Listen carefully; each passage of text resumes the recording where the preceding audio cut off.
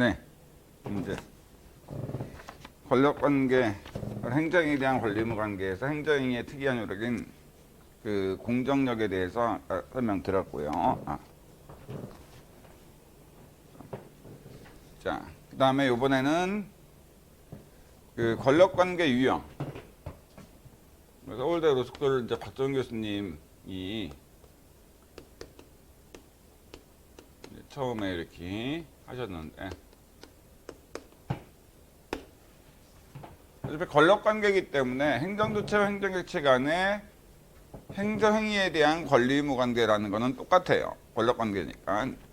이 권력관계를 행정구제 때문에라도 좀 구분할 필요가 있는데, 네 가지 유형으로 구분되는데, 1유형, 2유형, 3유형, 4유형. 그랬을 때 거기다 이제 유형에 대한 설명은 다 거기 있으니까 프린트에 4페이지부터 5페이지에 있으니까 꼼꼼히 보실 때 1유형은 침입적 행정행위의 상대방한테 침입적 효과를 가져오는 침입적 행정행위의 상대방과 침입적 행위를 한 행정주체 간의 침입적 행정행위와 관련된 권리의무관계. 이게 바로 1유형입니다. 예컨대 A한테 있고 국가가 있는데 서울지방청장이라는 국가행정청이 A한테 면허 취소라는 행정행위를 했어.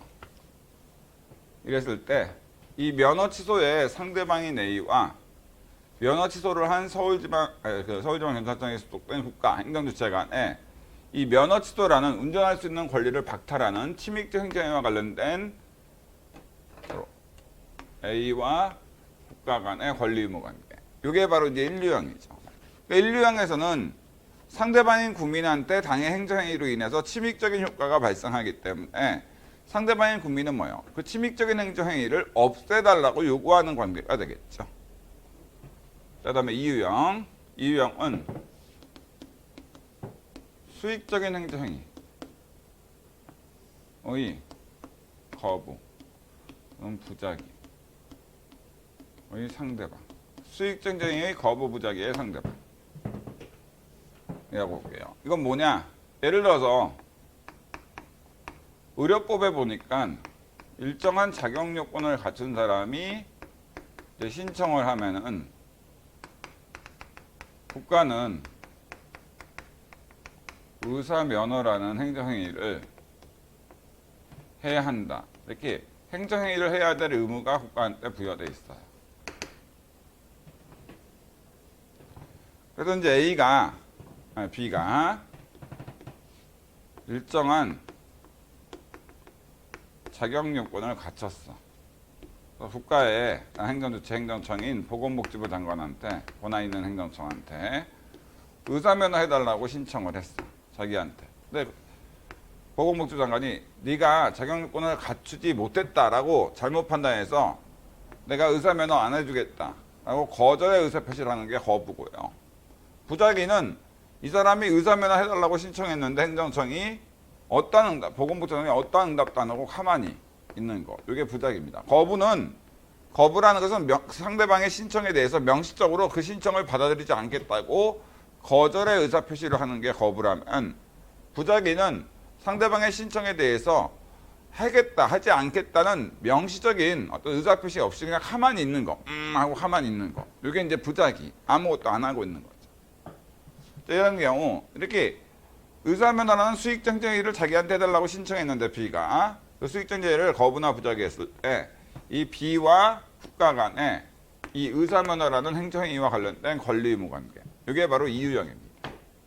그러니까 2유형에서는 이거 뭐예요? 그 상대방인 B가 원하는 것은 뭐예요? 행정행위를 해야 될 의무가 있는데 안 하고 있으니까 행정행위를 해달라고 요구하는 거죠. 1유형은 이 침입적인 행정행위를 없애달라고 요구하는 거라면, 바로 2유형은 뭐예요?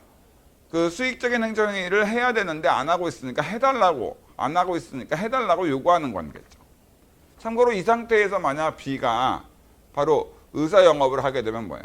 무면허 의료행위로 징역이나 벌금 같은 형벌을 부과받게 돼요. 아시겠죠? 어쨌든 아무리 자격 요건을 갖췄다 하더라도 의사 면허를 받지 않고 의료 행위를 하면은 바로 속칭 무면허 의료행위에 해당하기 때문에 형사처벌로 징역이나 벌금 같은 형벌을 부과받게 됩니다. 자, 그럼 이제 3유형. 3유형은 행정행위로 침입적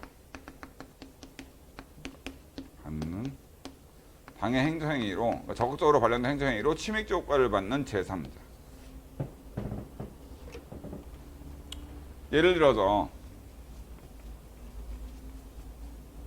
요 사안에서 예를 들어서 실제로 X지역에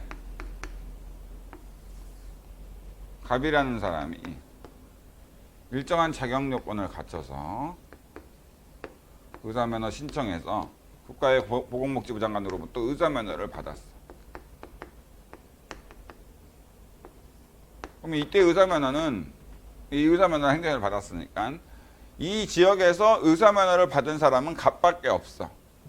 그러니까 의사로서 적법하게 의료행위를 할 수 있는 사람은 갑밖에 없다 보니까 이 지역에서 병원이 딱 이 갑이 운영하는 병원 의료행위 할 수 있는 사람이 갑밖에 없다 보니까 한 달에 1억씩 돈을 벌었어. 실제로 지금은 아니에요. 지금은 아무리 지방이라 하더라도 지금은 다 병원이 많이 있으니까 그렇고 옛날에 한 20년 전만 하더라도 의사나 한의사들은 진짜 돈 더 많이 벌었어요. 개인 병원 하시는 분들. 그렇죠? 요즘에는 의대도 많이 생기고 의사도 이제 많이 늘어나고 했기 때문에 또 한의사들은 더더욱이나 그렇고 하기 때문에 요즘에는 그렇게까지 돈을 많이 벌지는 못합니다. 많은 분들이 뭐 의사 되면 떼돈 번다고 생각하시는 분들이 있는데 그렇지 않아요. 생각보다는. 아시겠죠? 의사들도 월급 받는 월급 의사들이 많을 뿐만 아니라 아시겠죠? 그리고 개인 병원 한다고 해서 다 성공하는 게 아니잖아. 아시겠죠? 자, 그렇습니다. 어쨌든 그런데 이 지역에는 이 사람밖에 의사 면허 받은 사람이 없어. 한 달에 1억씩 돈을 벌었는데 갑자기 을이 자격 요건을 갖추지도 못했거든. 근데 의사 면허를 보건복지부 장관한테 신청한 거야. 근데 보건복지부 장관이 당연히 의료법에 의한 법률에 보면은 자격 요건을 갖춘 사람이 신청했을 때만 의사 면허 해야 된다라고 돼 있는데 자격 요건을 갖추지 못했으니까 당연히 의사 면허 신청을 거부해야 되는데 얘한테 위법하게 의사 면허를 했어. 그럼 이때 이 의사 면허는 당연히 위법, 법 위반의 위법, 의료법 위반의 위법이 있지. 근데 행정행위는 특별한 경우 아닌 한 중대명백한 위법이 없다고 했죠. 그러므로 권한 있는 기간이 취소하기 전까지 유효해. 그럼 의사면허 이후에 한 의료행위, 의리하는 의료행위들은 뭐야? 유면허 의료잖아. 말 그대로 면허가 위법하더라도 유효하니까 그 이후에 하는 행위들은 유면허 의료행위로 처벌이 되지 않고 적법한 영업이 돼요. 한마디로 국가의 위법하지만 유효한 의사면허에 의해서 을이 이 지역의 의사로서 적법하게 의료행위를 함으로 인해서 갑이 기존에는 한 달에 1억씩 벌었는데 뭐요? 지금 한 달에 5천만 원밖에 못 벌게 됐어. 자, 이래서 여기에 대해서 이제 갑이 권한 있는 기간에 을에 대한 의사면허에 대해서 뭐예요? 권한 있는 행정법원에 만약 취소소송을 제기했을 때 어쨌든 이 사안에서 이 갑과 국가 간에 을에 대한 의사면허와 관련된 권리 의무가 이게 바로 이제 3유형이죠.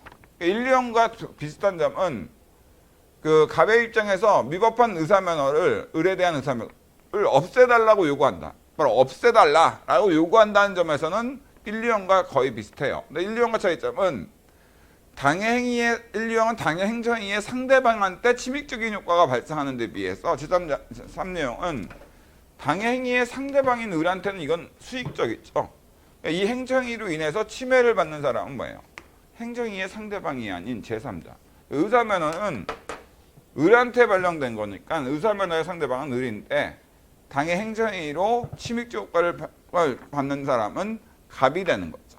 그리고 이런 경우 이 갑과 국가 간의 을에 대한 의사면허와 관련된 권리 의무 관계. 이게 바로 3유형이라고 보시면 돼요. 그러니까 마치 위와 유사한 게 환경 오염 설처가 있다. 그럼 설처가의 상대방인 회사한테는 이익이 되지만 인근에 살고 있는 제3자한테는 침입적인, 인근 주민들한테는 침입적 효과를 있으므로 인근 주민들과 국가 간의 환경 오염 설처가와 관련된 권리 의무 관계. 이런 게 3유형이라고 보시면 되겠죠.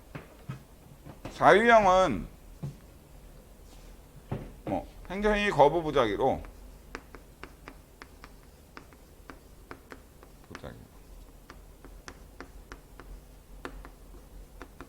침입적 효과받는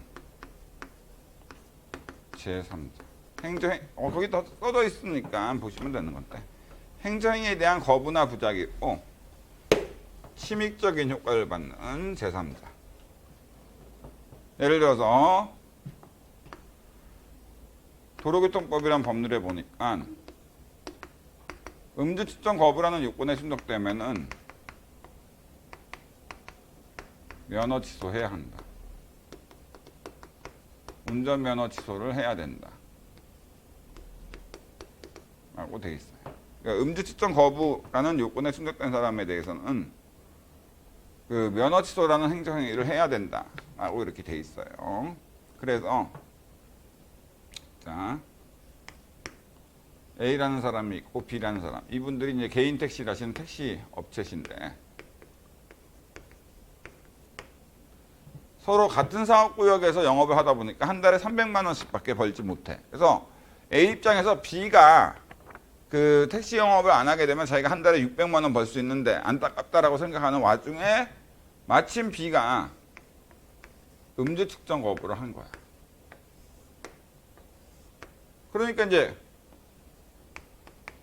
국가에 이제 면허 취소할 권한이 있는 서울지방경찰청장한테 있는데 A는 기분이 좋아가지고 막 술 먹고 이제 드디어 B가 이제 면허 취소가 운전면허 취소해서 택시 운행을 못하겠구나라고 생각해가지고 기분이 되게 좋았어. 근데 한 6개월이 지났는데도 B한테 음주 측정 거부했음에도 불구하고 서울지방청장이 면허 취소를 안 하는 거야. 그래서 이제 A가 서울지방청장한테 을한테 면허 취소해달라 신청을 했어. 근데 행정청인 서울지방청장이 싫어라고 하면서 거부하거나 또는 어떠한 답도 안 하고 부작위, 무응답한다. 자, 이런 경우 B에 대한 면허 취소와 관련돼서 A와 국가 간에 B에 대한 면허 취소와 관련된 권리 의무 관계. 이게 이제 4유형이죠. 4유형은 2유형과 마찬가지로 행정청이 행정행위를 해야 될 의무가 있는데 안 하고 거부나 부작위했을 때 아시겠죠? 행정행위를 해달라고 요구하는 관계라는 것은 2유형과 비슷해요.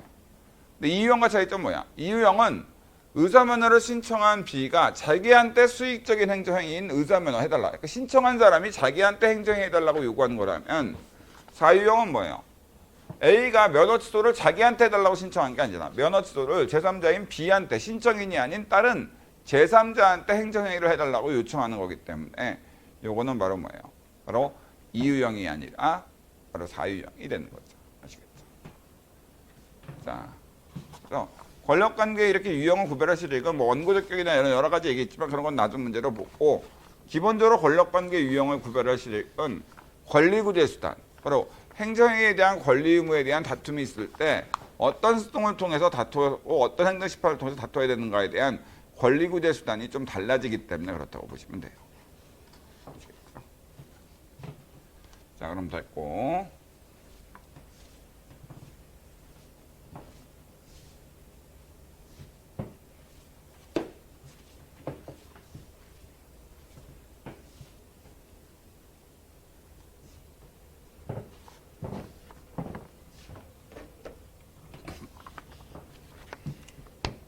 그러면은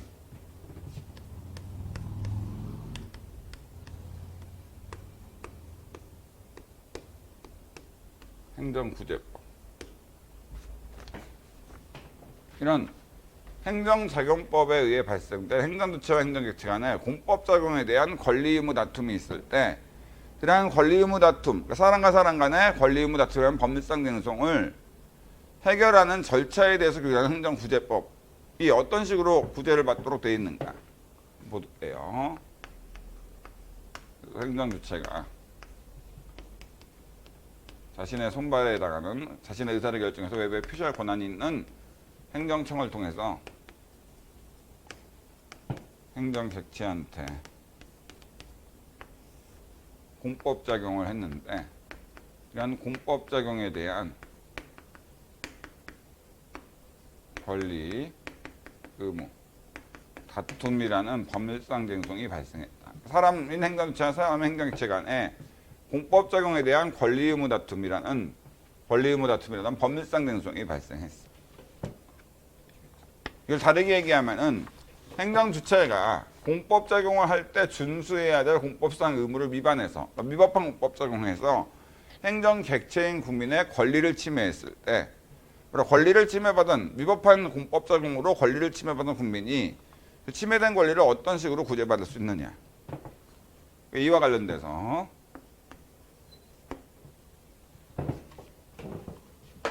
그 공법 적용이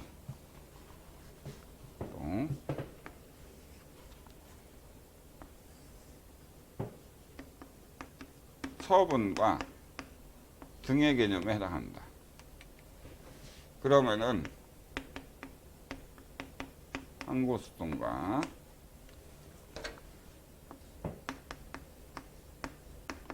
행정심판. 이건 뭐 제가 이름을 붙인 게 아니라 행정소송법이나 행정심판법에 이런 식으로 제기하도록 돼 있으니까 이렇게 한 거고요.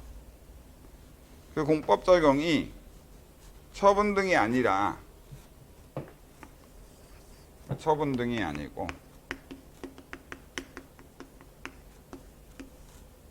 그 비권력 적용. 그러니까 처분 등을 원인으로 하는 권리 의무 관계, 기타 공법상 법률 관계 이렇게 하는데 이거 이따 설명드리도록 할게요. 이런 경우에는 행정소송법에서 행정심판법에는 이런 경우 제기할 수 있는 행정심판은 없고요. 행정소송법에는 당사소송으로 권리구제를 받도록 되어 있습니다. 그 공법 적용이 처분 등의 개념에 해당하면 항고소송과 행정심판으로 권리구제를 받고 행정객체인 국민은 그 공법 적용이 처분 등의 개념에 해당하지 않는 그런 비권력 적용으로 보이면은 당사소송이라는 소송을 통해서 권리구제를 받도록 되어 있다고 보시면 돼요. 근데 이때 처분 등의 개념, 항고소송의 대상인 처분 등이 무엇이냐 했을 때 등은 행정심판위원회가 내리는 재결이에요. 국민이 행정심판을 청구했을 때 행심위가 내리는 재결, 이게 이제 등이야. 근데 이 행정심판위원회가 내리는 재결은 참고로 주음법률행위적 행정행위로서 확인이라는 행정행위에 해당합니다. 중요한 건 이거 당해 공법 적용이 행정심판위원회가 내린 재결이면 당연히 등의 개념에 해당하는데 행정심판위원회가 내린 재결이 아니야. 여러분 그거에 대해서 항고소송과 행정심판을 제기하려면 등이 아니라면 처분의 개념에 해당해야 되는데 이 처분의 개념이 무엇이냐?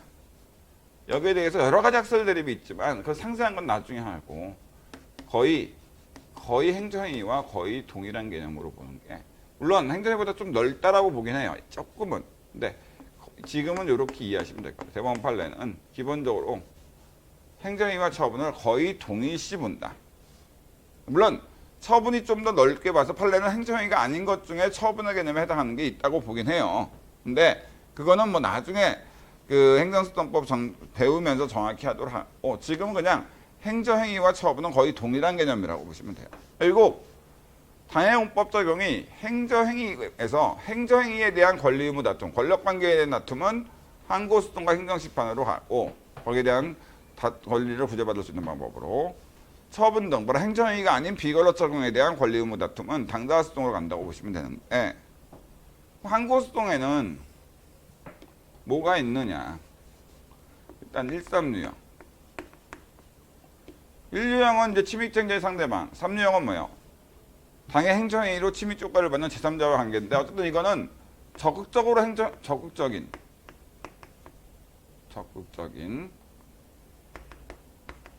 처분 등이 문제되는 사안이죠. 그 다음에 이사유형. 권력관계에서 이사유형은 행정행위를 해야 될 의무가 있는데 뭐예요? 행정행위에 대한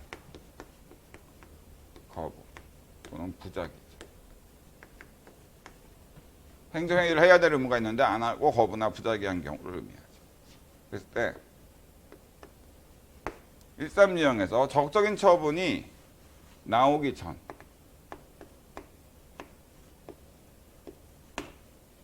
예를 들어서 청담동 어느 지역에 갑자기 국가가 A 회사라는 회사한테 핵폐기물 처리시설 설치허가라는 행정행위를 하려고 해. 아직 하진 않았고. 그래서 만약 이게 나오서 설치가 되게 되면은 주변 땅값이 어마어마하게 뭐예요? 낮아질 뿐만 아니라 그 인근의 핵폐기물이 설치돼서 잘못 처리해서 방사능 유출되면 죽을 수도 있단 말이에요. 그래서 인근 주민들이 지금 아직 설치 허가를 하기도 전인데 설치 허가를 하기 전에 미리 설치 허가를 못하게 막고자 해.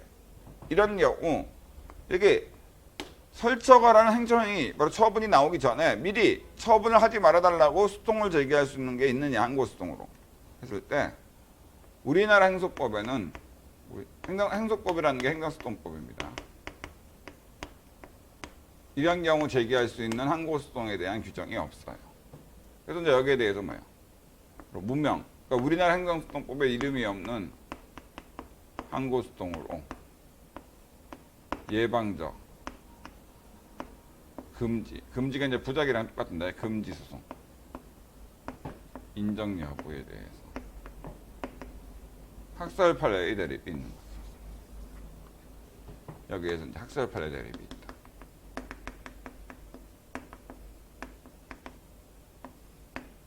근데 판례는 부정하고 있긴 합니다. 우리나라 행소법에 규정되어 있지 않으므로 예방적 금지 수동이라는 것은 우리나라 행정수동법에 규정된 항고수동이 아니므로 우리나라 현행 행소법 하에서 인정할 수 없다 이렇게 얘기를 해요. 학자분들은 이제 견해의 대립이 있긴 하지만 어쨌든 이 부분에 대해서는 실무적으로 이거 판례가 인정 안 하니까 제기할 수 없다고 실제로는 제기할 수 없다고 보시면 돼요. 근데 이미 적극적인 처분이 나온 후 침입적인 행정행위가 인류형에서 상대방한테 나왔다거나 제3자한테 침입적인 효과를 갖는 적극적 행정행위, 뭐 핵폐기물 설치 허가가 나왔다, 이미 발령됐다. 그럼 이런 경우에는 그 행정이 적극적인 처분의 위법이 중대인백한 위법이 아니다. 그러면 권한 있는 행정법원에 취소수동을 제기해서 항고수동으로 당해 행위를 취소 판결을 통해서 무효로 만들거나 그 행정의 위법이 중대인백한 위법으로 무효다. 이런 경우에는 무효동 확인수동이라는 항고수동을 제기할 수 있도록. 왜냐하면 행정행위도 중대인백한 위법이 있으면 처음부터 효력이 없는 무효인데 국가가 유효하다고 우기면서 법적 지위 불안을 야기시킨 경우에는 당해 처분이 중대인백한 위법으로 무효인지에 대해 확인받을 필요가 있긴 해요. 무효동 확인수동이라는 항고수동도 행정수동법에 마련되어 있습니다. 예를 들어서 철거명령이 여러분들 친구가 여러분들한테 철거명령 했어. 당연히 권한 없는 행정청행위로서 주체의하자로서 중대인백한 위법으로 무효거든. 근데 국가가 강제 철거하겠다고 계고처분 같은 걸 보내서 철거명령이 무효인데도 철거명령 유효하다고 우기면서 강제 철거하려고 해. 그러면 이게 철거명령이 무효니까 그 강제 철거, 계고처분 이런 것도 무효긴 하지만은 그러나 그렇더라도 불안하잖아. 이런 경우에는 비록 철거명령이 중대인백해서 무효이므로 철거 의무가 발생하지 않았음에도 불구하고 불안하긴 하니까 철거명령 무효확인수동이라는 항고수동으로서의 무효확인수동 제기할 수 있어요. 중요한 거는 무효확인수동이라는 용어를 썼다고 무조건 항고수동이라고 생각하시면 안 되고 그 무효확인의 대상이 되는 소외 대상이 되는 행위가 처분 등 바로 행정행위면은 행정행위에 대한 무효확인수동은 항고수동으로서 무효확인수동이에요. 거기에 비해서 비권력 작용에 대한 무효확인수동은 당사수동으로서의 무효확인수동이 되고 매매계약과 같은 사법적용, 매매계약 무효나 부존재 확인수동 같은 사법적용에 대한 무효, 그러니까 무효확인의 대상이 되는 것이 매매계약이라는 사법상 계약이다. 그럼 여기에 대한 무효확인수동은 바로 민사수동으로서의 무효확인수동이 돼요. 그러니까 무효확인수동이라도 확인의 대상이 된 행위가 행정행위, 처분이면 항고수동, 비권력 적용에 대한 권리 의무나 이런 거면 당사수동, 그 다음에 사법적용이면 민사수동으로서의 무효확인수동이 된다고 보시면 돼요. 그 다음에 행정행위에 대한 거부나 부작위. 의사면허를 해야 될 의무가 있는데 의사면허를 안 하고 거부나 부작위했을 때 국민이 제기할 수 있는 항고수동에 대해서 거부인 경우에는 거부처분 취소수동이나 무효동 확인수동을 제기할 수 있도록 되어 있고 부작위, 행정행위를 해야 될 의무가 있는데 부작위하고 있다. 그런 경우에는 부작위 위법 확인수동을 제기하도록 되어 있습니다. 근데 부작위 위법 확인수동 이나 거부처분 취소수동 했을 때 무효확인수동 둘 다 나중에 여러분들이 공부를 해보시면 알겠지만 국민이 자기가 원하는 처분을 받기 위해 제기하는 이런 현행법 행정수동법에 규정된 수동은 실제로 국민의 권리구조에서 따른다 좀 미흡하거든. 그래서 이러한 경우 우리나라 행정소송법에 이름이 없지만 무명항고소송으로 의무이행소송, 행정행위를 해야 될 의무가 있는데 거부나 부작위 했으므로 행정행위를 해달라, 행정해야 될 의무를 이행해달라는 의무이행소송 인정 여부에 대해서 논의가 나옵니다. 이것도 학습 판례에 있는 거죠. 그리고 예를 들어서 당해 사안에서 딱 사실관계 주고 나서 이때 갑이 제기할 수 있는 항고소송 수단에 대해서 시오 라고 했을 때 여러분들이 당해 사안에서 아직 1.3 유형인데 적수 처분이 나오기 전이다. 그러면 무명 항고소송으로 예방적 부작위 소송을 인정할 수 있는지에 대한 학습 판례를 쓰시고 이미 적수 처분이 나온 경우면 요거만 쓰면 되고 만약 거부나 부작위다. 그러면은 뭐예요? 바로 무명 항고소송으로 의무이행소송을 인정할 수 있는지를 검토하신 다음에 학습 판례를 검토한 다음에 인정이 안 된다면은 거부라면 거부처분 취소소송과 무효동 확인소송, 부작위라면 부작위 위법 확인소송 요거를 답안지에 서술하시면 되겠죠. 자, 그리고 요거는 이제 법원에 제기하는 항고소송이라고 한다면은 행정심판위원회에 제기하는 행정심판으로는 적소 처분이 이미 발령된 경우 빨간색은 행정심판이죠. 취소심판과 무효동 확인심판이 있습니다. 그리고 거부처분에 대해서는 거부처분 취소심판과 무효동 확인심판도 있긴 해요. 그거는 됐고 일단 그건 거기 다 있고 여기 프린트에 다 있으니까. 근데 실제로는 행정심판으로 거부나 부작위에 대해서는 행정행위에 대한 거부나 부작위를 했을 때 행정행위를 해달라고 요구하는 의무이행심판이 행정심판법에는 규정되어 있습니다. 그러니까 항고소송, 법원에 제기하는 항고소송으로는 행정행위를 해달라고 요구하는 의무이행소송이 인정되지 않지만 행정심판으로는 그 특정한 행정행위를 해달라, 뭐 하자없는 뭐 재량권 행사해달라 이런 취지로 의무이행심판이라는 것이 행정에 대한 거부나 부작위 시 행정심판으로는 제기할 수가 있습니다. 근데 왜 도대체 행정소송법에서는 행정행위에 대한 거부나 부작위 시 의무이행소송을 규정하지 않았는데 왜 행정심판법은 의무이행심판을 규정했는가? 행정심판은 담당 국가기관이 같은 행정부에 소속된 행정심판위원회랑 행정청이니까 행정부가 행정심판위원회랑 행정청이 다른 행정청한테 행정행위를 해라 라고 명령하는 것은 문제될 게 없지 않냐라고 생각하는 것 같아. 그러나 행정행위를 할 권한도 없는 법원이 행정청한테 행정행위를 해라 라고 이행판결을 내리는 것은 좀 문제가 있지 않느냐. 바로 일본의 어떤 관치중심 사상의 어떤 일본 행정소송법을 도입한 게 바로 사실 이겁니다. 그래서 빨리 독일처럼 의무이행소송을 빨리 도입하는 것이 사실은 타당해요. 행정소송법 개정을 통해서. 아시겠죠? 자, 됐고. 그럼 일단 행정심판. 행정심판 이제 됐고. 그러면 당사소송. 당사소송으로는 비권력 작용에 대한 권리 의무의 이행을 구하는 이행소송. 무슨 청구소송과 연금 지급 청구소송, 보수 지급 청구소송 이런 이행소송과 비권력 작용에 대한 어떤 권리 의무의 확인을 구하는 확인소송이 있습니다.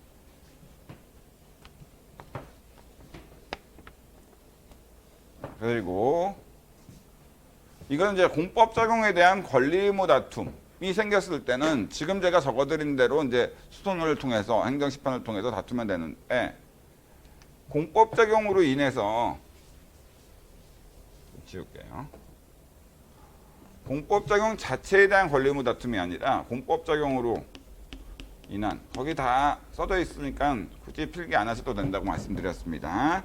공법 작용으로 인한 결과 관련돼서 그 결과가 금전적 피해로 남아있다. 또는 위법한 상태로 남아있다. 위법한 상태로 남아있을 때는 바로 그 위법한 당해 공법작용으로 인해 발생한 위법한 결과를 제거해달라고 요구하는 결과 제거 청구권이라는 권리가 발생해요. 물론 이건 또 학자분들이 인정하는 권리이긴 하지만 어쨌든 예를 들어서 국가가 허위사실을 바로 그 사람이 청소년과 성범죄를 범한 적이 없는데 성범죄를 범한 적이 있다고 허위사실을 공표해서 청소년 보호위원회 홈페이지에 띄어 있었어. 그러면 청소년 보호위원회 허위 사실을 공표되어 있는 것은 이건 뭐예요? 그 위법한 상태거든. 이런 경우 그런 위법한 상태를 제거해달라. 삭제나 정정 공표해달라고 요구하는 권리. 이런 게 이제 결과자가 청구권이고, 금전적 공법 적용으로 인해 발생한 금전적 피해에 대해서 그 공법 적용이 위법하고 공무원한테 고의 또는 과실이 있다. 그러면은 국가배상 청구권이고, 그 공법 적용이 적법한데 적법 공법 적용으로 상대방한테 수인할 수 없을 정도의 특별한 희생이 발생했다. 이런 경우에는 이제 손실보상 문제가 나오게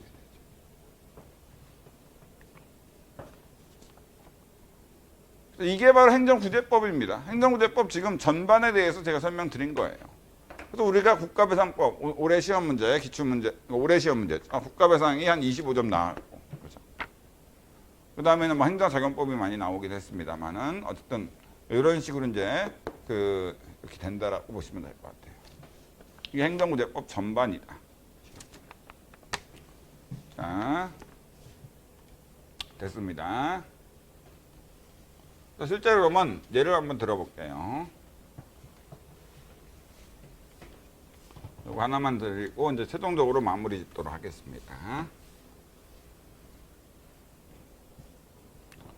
자, 여러분들이 좀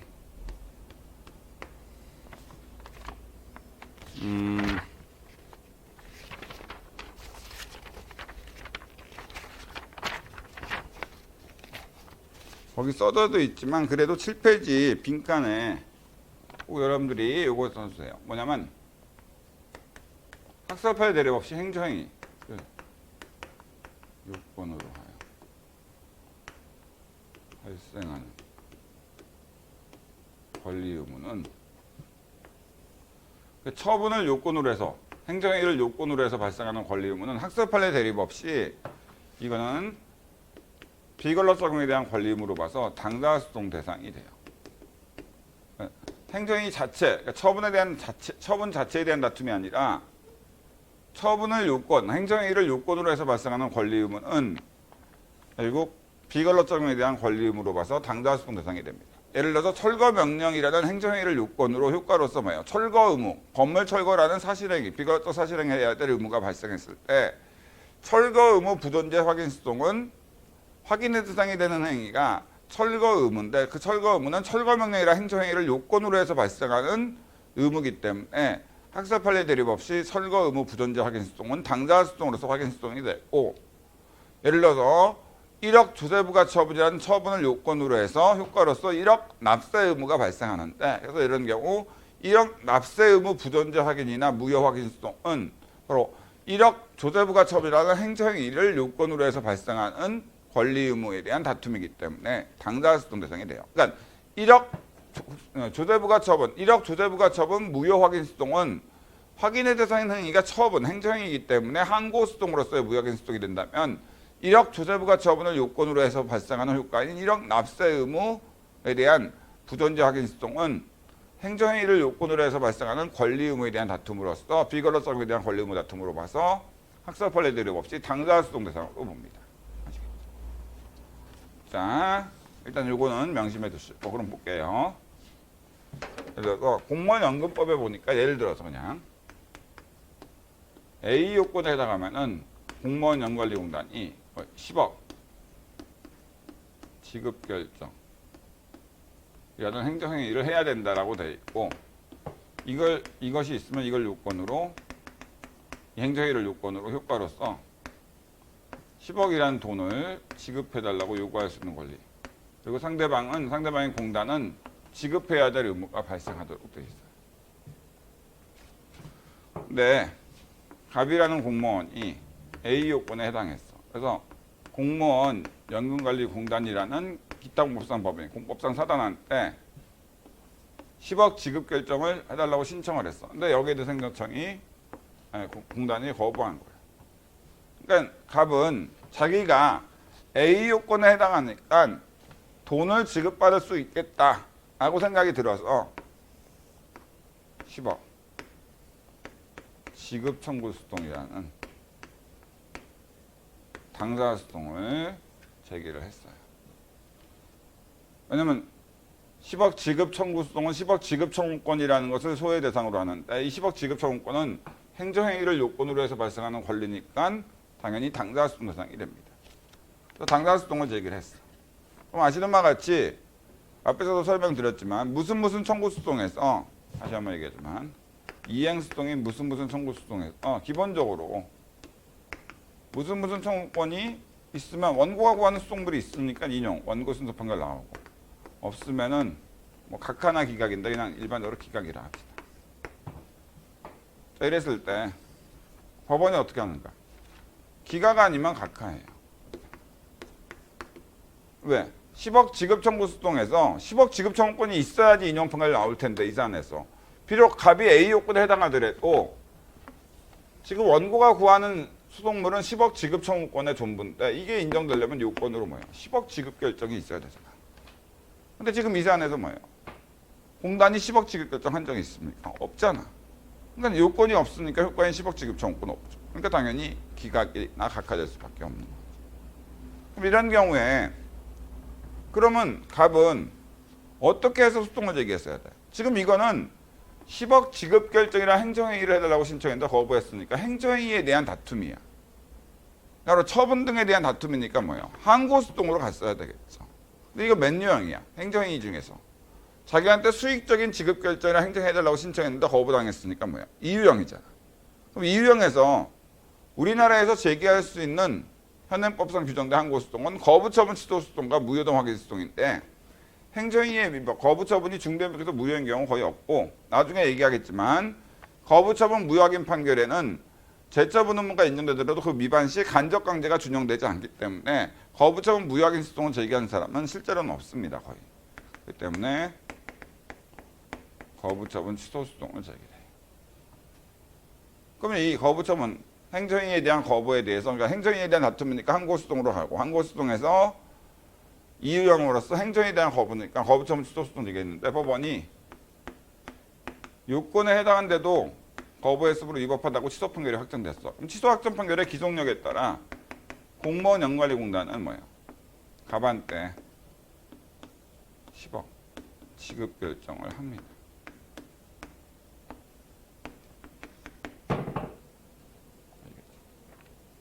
이게 이제 취소 판결의 기속력인데 만약 기속력에 반해서 10억 지급 결정을 안 하면은 간접강제라는 거 하루당 1억씩 뭐 손해배상 결정 낼 수 있는 간접강제를 신청할 수 있는데 보통 이렇게 해요. 아시겠죠? 근데 어떤 거냐면 이렇게 해요.